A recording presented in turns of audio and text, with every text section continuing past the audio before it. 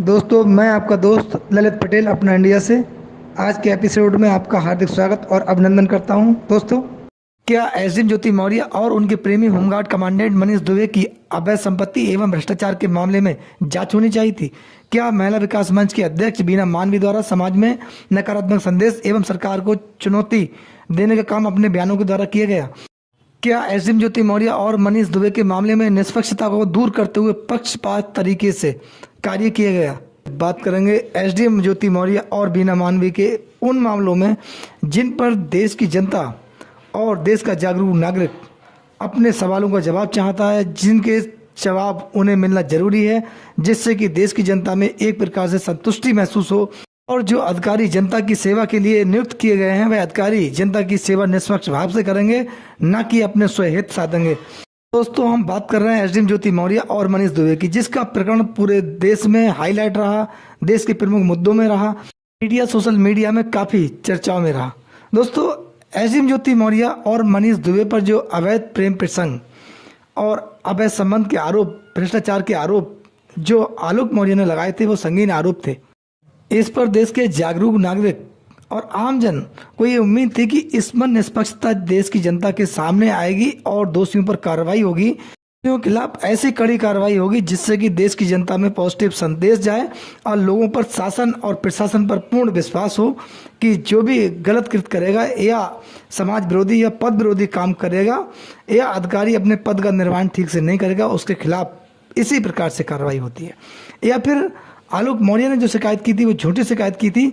अगर आलोक मौर्य इसमें दोषी पाया जाता तो आलोक मौर्य के भी खिलाफ कार्रवाई होना संभव था।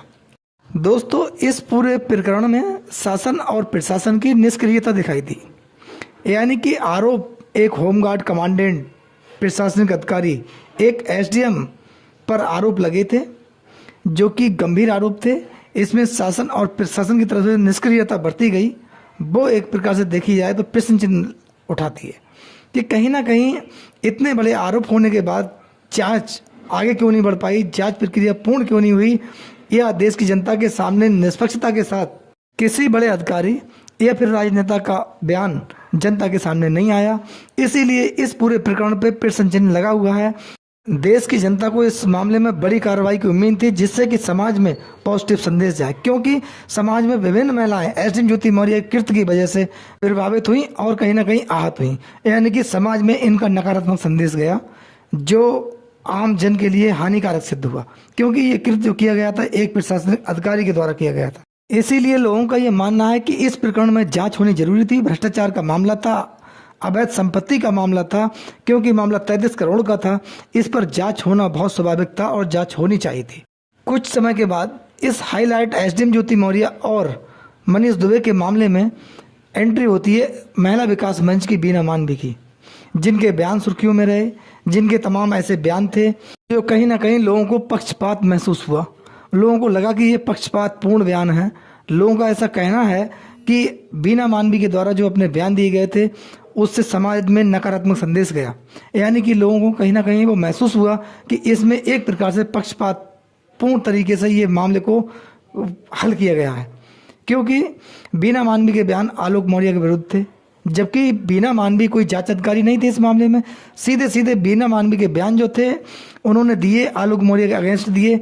एक वह व्यक्ति खिलाफ थी जिसने एसडीएम ज्योति मौर्य के खिलाफ बड़ी शिकायत की थी, यानी कि आलोक मौर्य को उन्होंने अयास किस्म का व्यक्ति बताया था। उन्होंने आलोक मौर्य को काफ़ी और प्रकार से आहत करने का काम किया था, लेकिन उन्होंने एक बार भी अपनी आवाज़ मनीष दुबे के खिलाफ नहीं उठाई। मनीष दुबे के जब सवाल उनके सामने किए गए तो वो कहीं ना कहीं उन सवालों से भागती हुई नजर आई या फिर हंसती हुई नजर आई। यानी कि देखा जाए तो समाज में किस व्यवहार को आप बढ़ावा देने का काम कर रही हैं, ये उनसे पूछा जाए बीना मानवी से। या फिर एसडीएम ज्योति मौर्य पर जो भ्रष्टाचार के आरोप थे, अवैध संपत्ति के जो मामले थे, उन पर जब उनसे प्रश्न किए गए तो वो बसती हुई नजर आई, यानी कि सीधे सीधे एसडीएम ज्योति मौर्य का खुले मन से उन्होंने सपोर्ट किया। एसडीएम ज्योति मौर्य के भ्रष्टाचार के मामले पर बीना मानवी का न बोलना, ये भी एक विचारणीय बात है। बीना मानवी ने एसडीएम ज्योति मौर्य की अवैध संपत्ति के बारे में जब उनसे प्रश्न पूछा गया, उन्होंने कहा इस प्रकार का कोई आरोप है जो सब असत्य हैं। बीना मानवी कोई जांच अधिकारी नहीं थी। बीना मानवी के द्वारा इस मामले में कोई जांच नहीं की गई थी। जबकि बीना मांडी ने पूरा श्रेय अपने ऊपर लिया कि मैंने इस पूरे मामले को मैनेज करा दिया। आपने देश की जनता के सामने भ्रष्टाचार के मामले को दबाने का काम किया। ये प्रश्न उनके सामने खड़ा है। एसडीएम ज्योति मौर्य या आलोक मौर्य के बीच सुलह जो नाम का उन्होंने शब्द दिया है, समझौता जो मैंने करा दिया, जो उन्होंने लाइन बोली है, उन्होंने सीधे दावा किया कि मैंने दोनों को एक करा दिया है। ये बात कहीं ना कहीं देखी जाए तो बेईमानी है, क्योंकि जब आलोक मौर्य ने शिकायत की थी और भ्रष्टाचार अवैध संपत्ति के मामले में एसडीएम ज्योति मौर्य मनीष दुबे पर कार्रवाई की तलवार लटक चुकी थी।